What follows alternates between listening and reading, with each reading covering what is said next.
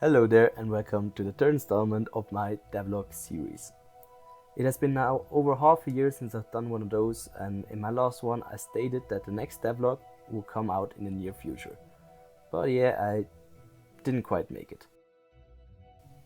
There are two main reasons for this.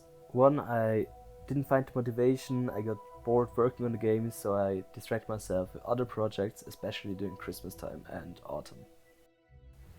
Second, there's this small thing called the Swiss Army, and because in Switzerland the military service is obligatory, I was in the military since January and completed a part of my military service there. So now I finished that, and I also found some new motivation to now work on the game and hopefully finish it in summer. Alright, so that's all that happened. So to quit talking now and get to what happened to the game, I'd like to first get the minor changes out of the way. First of all, I made some changes to the battle system. I got rid of the effect option, so now player can either attack, protect or skip a turn to regain energy. I've also finally implemented the options to change party members, to flee the battle or use items. If one wants to use an item, it opens this register and players can choose the item they want to use in the battle. Maybe the biggest addition I've added is the type system, but this one I will get further into later on. To continue with the UI or the pause system of the game, there's still the map of the current room the player is in, so the player can get an understanding of the layout of the room.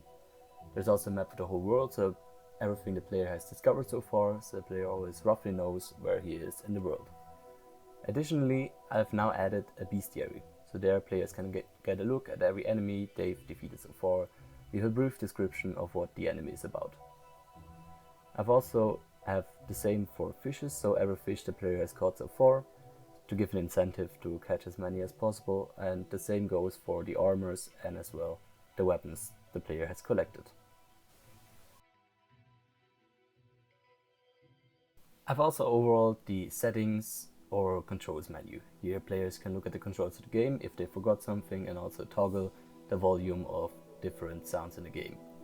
There's also now the aforementioned type system, so players can take a look at which type is effective against which. And I have a total of 7 types, which you can see here. The inventories are still the same, so the items, armors and weapons. Now I've added just the character menu. Here you can take a look at each individual character of your party, take a look at their stats and what they are about, and also look at the attacks they have already learned. So with each level there's a possibility of learning a new attack, and these attacks can be reassembled in this menu. So each character can have a total of 3 attacks, and in this menu you can just switch one out for the other.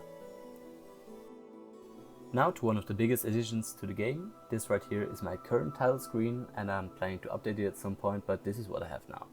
Players can have 3 save files and also delete them if they want to, and once started a new game file, players can select 3 player characters out of these 7 options. So I have 1 for each type I have in the game. So the different options for the players to construct his party are the warrior, the mage and the rogue. These were the first 3 I have created. We have here a stealth type, a fighter type and an arcane type. I have now also added the ranger, the paladin, the monk and also the bard. Each with their respective types, so we have the undead type, the holy, nature and wild type represented here.